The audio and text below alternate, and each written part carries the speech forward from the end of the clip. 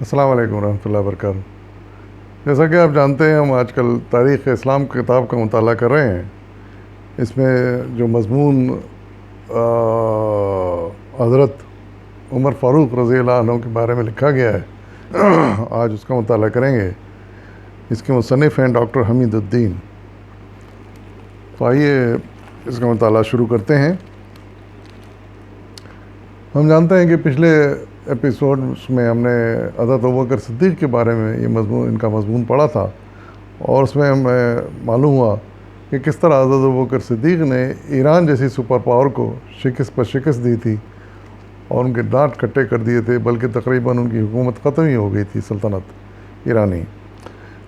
اس کے بعد دوسرا ٹکراؤ ان کا ہوا رومی سلطنت سے۔ یہ بھی ایک سپر پاور تھی، وقت کی بہت بڑی پاور تھی، اور اس کی بھی بڑی عرصے سے دشمنی چلی آ رہی تھی مسلمانوں کے ساتھ۔ تو اس کا تفصیلی احوال اب ہم آگے پڑھتے ہیں۔ اور اسی لڑائی کے درمیان میں جب حضرت خالد بن ولید معرکے میں تھے یرموک کے علاقے میں سلطنت روم کے فوجوں کے ساتھ، تو حضرت ابوبکر صدیق کا انتقال ہو گیا تھا، اور پھر اس کے بعد حضرت عمر خلیفہ بنے۔ اس کی کچھ تفصیل یہاں آتی ہے۔ پہلی بات یہ کہ یہ آپ کا جو دور تھا حضرت عمر فاروق کا، وہ 13 ہجری سے لے کر 24 ہجری بمطابق 634 عیسوی تا 645 عیسوی رہا۔ تعارف میں لکھتے ہیں، حضرت عمر بن خطاب رضی اللہ عنہ قبیلہ قریش کی شاخ بنی عدی سے تعلق رکھتے تھے۔ ابتدا میں اسلام کے سخت مخالف تھے اور مسلمانوں کو بڑی اذیتیں دیا کرتے تھے، یہاں تک کہ ایک دن حضور صلی اللہ علیہ وسلم کو قتل کرنے کے ارادے سے روانہ ہوئے۔ راستے میں معلوم ہوا کہ ان کی بہن اور بہنوئی مسلمان ہو چکے ہیں، چنانچہ فوراً ان کے گھر پہنچے۔ اس وقت وہ دونوں میاں بیوی قرآن شریف پڑھ رہے تھے۔ حضرت عمر رضی اللہ عنہ نے یہ کیفیت دیکھی تو آپے سے باہر ہو گئے اور انہیں مار مار کر لہولہاں کر دیا، مگر وہ یہی کہتے رہے کہ خواہ تم ہمیں جان سے مار دو، ہم اس دین سے باز نہیں آئیں گے۔ بہن اور بہنوئی کا یہ استقلال دیکھ کر ان کا دل بھی پسیج گیا۔ قرآن کے اوراق مانگ کر پڑھے تو اتنا اثر ہوا کہ فوراً ایمان لے آئے اور صلی اللہ علیہ وسلم کے پاس پہنچ کر بیعت کر لی۔ اس کی مختلف تفاصیل اس میں مختلف احادیث میں آئی ہیں، اور ان سے مزید معلوم ہوتا ہے کہ پھر کس طرح آپ نے جا کے اسلام قبول کیا حضور صلی اللہ علیہ وسلم کے یہاں حاضری دے کر۔ مکہ میں حضرت عمر رضی اللہ عنہ کے دبدبے اور رعب کا یہ عالم تھا کہ انہوں نے مسلمانوں کو ساتھ لے کر اعلان کعبے میں نماز پڑھی، اور کسی کی جرات نہ ہوئی کہ مزاحمت کرے۔ ہجرت مدینہ شروع ہوئی تو مسلمان چوری چھپے گھروں کو خیرباد کہہ کر مدینے جاتے تھے، لیکن حضرت عمر رضی اللہ عنہ 20 مسلمانوں کو ساتھ لے کر علانیہ نکلے۔ یعنی اس وقت بہرحال طاقت میں نہیں تھے، کمزور تھے مسلمان، تو عبادت بھی چھپ کے کیا کرتے تھے، اور پھر جب مدینہ ہجرت کرنے کی وقت آیا تو چھپ چھپا کر وہ مدینہ کی طرف ہجرت کیا کرتے تھے۔ لیکن حضرت عمر جب ایمان لائے تو وہ چونکہ ایک بہادر اور جری انسان تھے اور ان کا بڑا رعب دبدبہ تھا مکہ میں، تو وہ جب لائے تو کسی کی ہمت نہیں ہوئی کہ ان کو روک سکے، اور جاتے وقت بھی انہوں نے بڑا تاریخی جملہ کہا تھا جو ان کے رعب و دبدبے اور ان کی جرات کا مظہر ہے۔ انہوں نے کہا، قریش کو مخاطب کر کے کہا کہ جسے جان عزیز نہیں وہ آئے اور مجھے روک لے۔ چیلنج، کھلا چیلنج دیا انہوں نے کہ ہمت ہے تو آئے مجھ کو روک لے، میں بھی مدینہ جا رہا ہوں اپنے ساتھیوں کے ساتھ۔ مگر کسی کو آنے کی ہمت نہ ہوئی، کسی کو آگے آنے کی ہمت نہ ہوئی، یعنی کوئی نہیں روک سکا انہیں، ان کا رعب بھی ایسا تھا۔ ہجرت کے بعد تمام غزوات میں حضرت صلی اللہ علیہ وسلم کے ساتھ شریک رہے۔ اکثر اوقات حضور صلی اللہ علیہ وسلم ان سے مشورہ بھی لیا کرتے تھے۔ خلیفہ اول کے زمانے میں بھی بطور مشیر اعلیٰ کام کرتے رہے، یعنی حضرت ابوبکر صدیق میں بطور مشیر اعلیٰ ان کے مشیر تھے، وہ کام کرتے رہے۔ طبیعت میں عجلت اور جوش اعتدال سے زیادہ تھا، اس لیے جذبات کی رو میں بہہ کر صلح حدیبیہ کے موقع پر حضور صلی اللہ علیہ وسلم سے گستاخی کر بیٹھے، جس کے ازالے میں تمام رات گڑ گڑا کر خدا سے معافی مانگتے رہے۔ حضور صلی اللہ علیہ وسلم سے تھوڑا درست رویہ اختیار کیا تھا انہوں نے، یہ کہہ کر کہ آپ کیوں اس طرح دب کے صلاح کر رہے ہیں، ان کفار مشرکین کے ساتھ، تو حضور نے انہیں سمجھا منا کے راضی کیا تھا کہ نہیں، اس وقت یہ مناسب ہے، ضروری ہے، خدا اور اس کا رسول بہتر سمجھتا ہے. تو پھر آپ مان تو گئے تھے، لیکن وقتی طور پر آپ نے ناراضگی کا اظہار کیا تھا، جس کے لیے پھر وہ معافی مانگتے رہے اللہ سے گڑ گڑا کر. نامزدگی.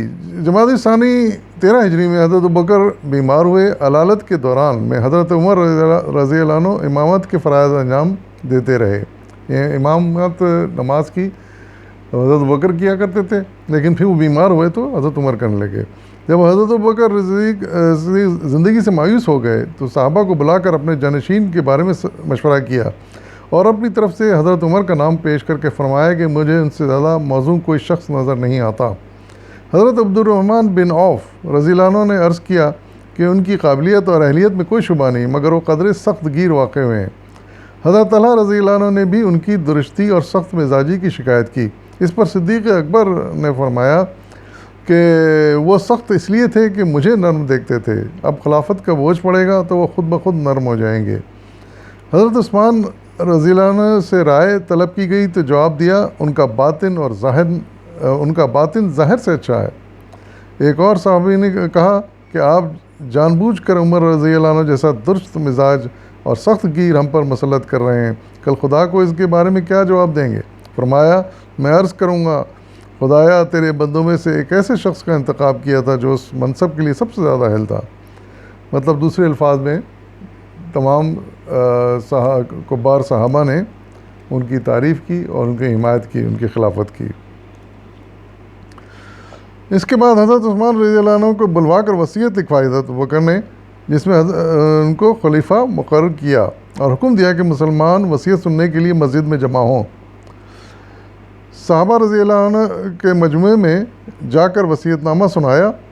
حضرت ابوبکر رضی اللہ عنہ باوجود ذوف کے اپنی بیوی کا سہارا لے کر بالا خانے پر چڑھے اور عزیز سے فرمایا کہ میں اپنے کسی رشتہ دار یا عزیز کو خلیفہ نہیں بنا رہا، بلکہ عمر رضی اللہ عنہ کو جانشین مقرر کیا ہے میں نے، اور جو میری دانست میں بہترین شخص ہیں. کیا تم میرے اس تقرر سے مطمئن ہو؟ سب صحابہ رضوان نے بیک زبان جواب دیا کہ ہم اس انتخاب کی داد دیتے ہیں اور تائید کرتے ہیں. چنانچہ تمام نے حضرت عمر کے ہاتھ پر بیعت کر لی، یعنی بالاتفاق ان کو خلیفہ منتخب کر لیا.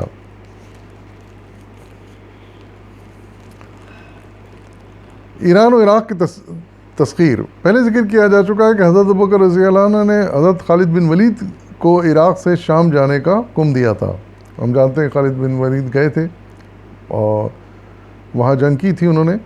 چنانچہ وہ نصف فوج لے کر روانہ ہوئے اور باقی کی نصف کے ساتھ مسنا عراق میں ہی مقیم رہے، کیونکہ وہ پہلے عراق میں مسنا کی مدد کے لیے گئے تھے.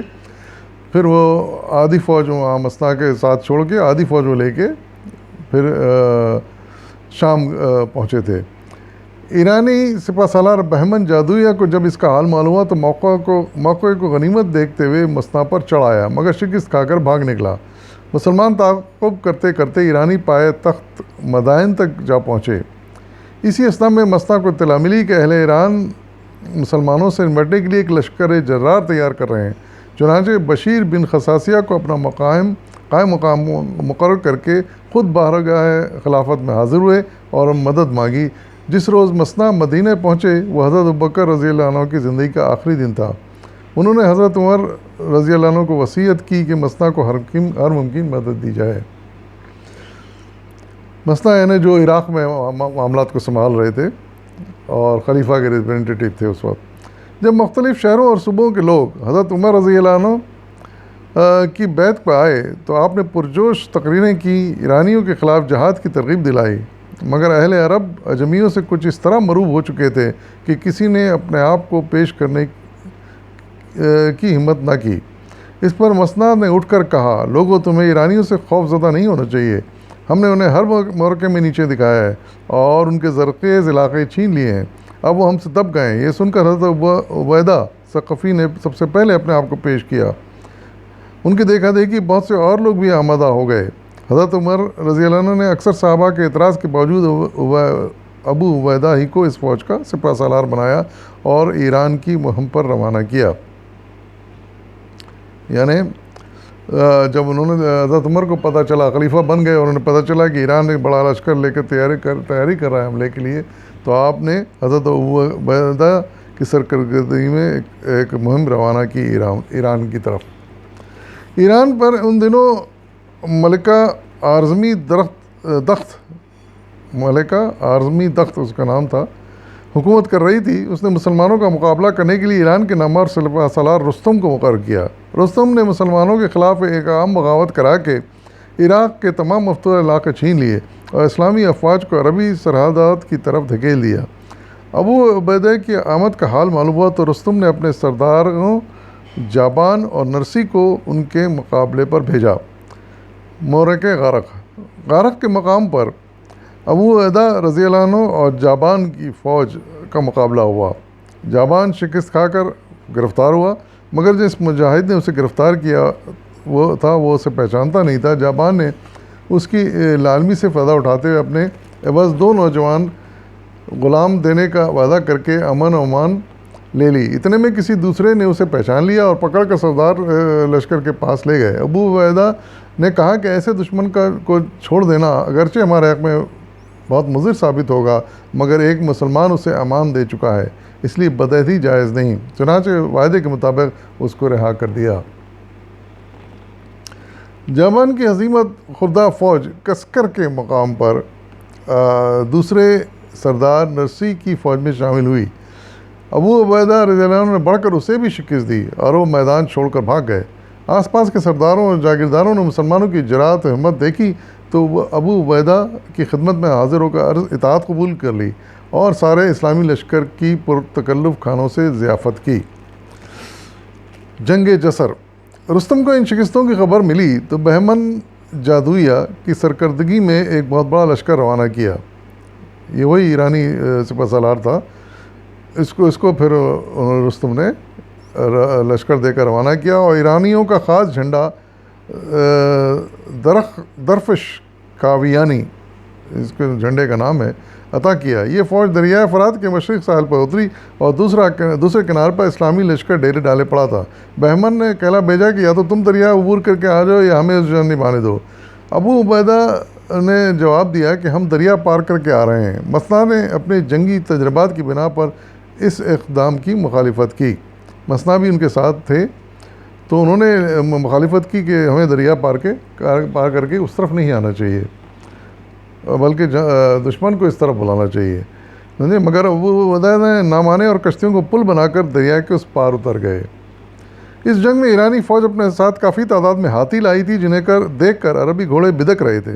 مجبوراً مجاہدین گھوڑوں پر سے کود کر پیادے ہو گئے اور ہاتھیوں پر پل پڑے۔ خود حضرت ابو عبیدہ سب سے بڑے ہاتھی پیل سفید پر حملہ آور ہوئے۔ اس نے بڑھ کر آپ کو گرا دیا اور سینے پر پاؤں رکھ کر سارا جسم چور چور کر دیا۔ انا للہ و انا الیہ راجعون۔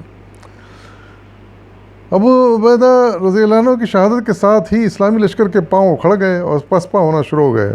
بنی ثقیف کے ایک مجاہد نے بڑھ کر پل کی رسیاں کاٹ ڈالیں تاکہ بھاگنے کا راستہ نہ پا کر مسلمان ثابت قدمی سے لڑیں، مگر اس سے اسلامی لشکر کو اور زیادہ نقصان ہوا اور قریباً 4000 مجاہد دریا کی نظر ہو گئے۔ مثنیٰ نے یہ حالت دیکھی تو اپنے دستے سمیت ایرانی کے سامنے ڈٹ گئے اور انہیں روکے رکھا تاکہ وہ دوبارہ پل باندھ کر بقیہ جمعیت دریا کے پار اتر گئی، مگر 9000 کے لشکر میں صرف 3000 اپنی جانیں بچانے میں کامیاب ہوئے۔ اس جنگ میں مسلمان فوج کی بربادی کے 2 اسباب تھے۔ اول یہ کہ کار آزمودہ جنرلوں کے مشورے کو نظر انداز کر کے ابو عبیدہ رضی اللہ عنہ دریا کے پار چلے گئے۔ دوسری غلطی عبداللہ ثقفی سے ہوئی جس نے پل توڑ کر واپسی کا راستہ بند کر دیا۔ ظاہر ہے پھر مجبوراً وہاں پر پھنسے رہ گئے اور مارے گئے مسلمان۔ مورے کے بوئب۔ اس بربادی کی خبر دربار خلافت پہنچی تو حضرت عمر نے مثنیٰ کی مدد کے لیے مسلسل افواج بھیجیں۔ اسی دوران مثنیٰ نے اپنے قبیلے سے ایک تازہ دم فوج فراہم کر لی اور بوئب کے مقام پر پہنچ کر دریا فرات کے کنارے خیمے گاڑ دیے۔ رستم نے ان کے مقابلے پر مہران کو بھیجا۔ اس دفعہ بھی دریا فرات دونوں فوجوں کے درمیان حائل تھا، مگر مثنیٰ نے پار جانے سے انکار کر دیا اور ایرانی کو لکھا کہ وہ دریا کے اس طرف آ جائیں۔ چنانچہ ایرانی فوج نے کشمیر کا پل باندھ کر دریا عبور کر لیا۔ سفارائی ہوئی تو دونوں طرف کے بہادروں نے ایک دوسرے پر چڑھ کر جوامردی کے جوہر دکھائے۔ جن مجاہدین نے معرکہ جسر میں پشت دکھائی تھی آج سب سے پیش تھے، کیونکہ وہ سابقہ ناکامی کا داغ مٹانے کے لیے بے قرار تھے۔ قسم کھا رکھی تھی کہ اس جنگ میں ہر قیمت پر جسر کی تلافی کریں گے۔ چنانچہ ان کے بے پناہ حملوں کے سامنے ایرانی فوج زیادہ دیر نہ ٹھہر سکی اور بدحواس ہو کر بھاگنا شروع کر دیا۔ مسنا نے آگے بڑھ کر پل توڑ دیا۔ مسلمانوں نے تعاقب کر کے ہزاروں کو تہہ کیا اور ان کا سردار مہران بھی ایک مجاہد کے ہاتھوں مارا گیا۔ تو یہ وہ حالات تھے جو حضرت عمر کے دور میں پیش آئے، اور اس طرح ایرانیوں سے ٹکر ہوئی اور ایرانیوں کو شکست دی۔ آگے مزید حالات ہم پڑھیں گے اگلے انشاءاللہ قسط میں۔ فی امان اللہ۔